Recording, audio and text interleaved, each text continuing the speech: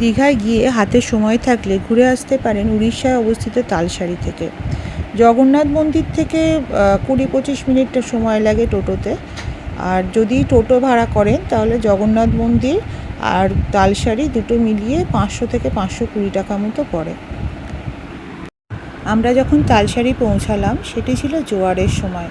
বীচটা পুরো জলে ঢাকা ছিল, প্রচুর নৌকো চলছিল। সেই নৌকোয় পার হেড 100 টাকা দিয়ে আপনারা কাছের আইল্যান্ড ও শুটিং স্পট থেকে ঘুরে আসতে পারেন। আমরা টিকিট কেটে একটি নৌকোয় চেপে বসলাম। শুরু হলো আমাদের নৌকো বিহার। আর হ্যাঁ, যে বিচে আমরা যাচ্ছি সেখানে অনেক লাল কাঁকড়া দেখতে পাওয়া যায়। আনন্দ আকাশে বাতাসে, আহা কি আনন্দ আকাশে বাতাসে।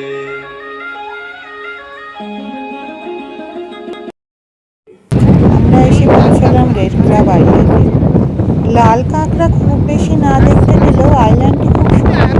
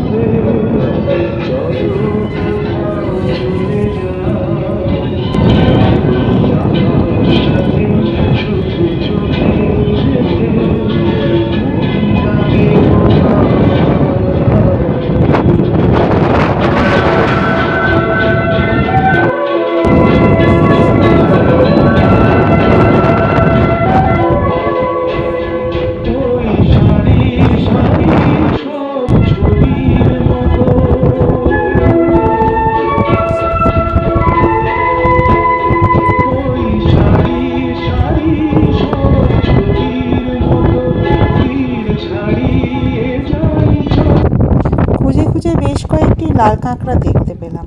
একজন ভদ্রলোক আবার দেখি একটি লাল কাঁকড়া হাতে ধরেছেন।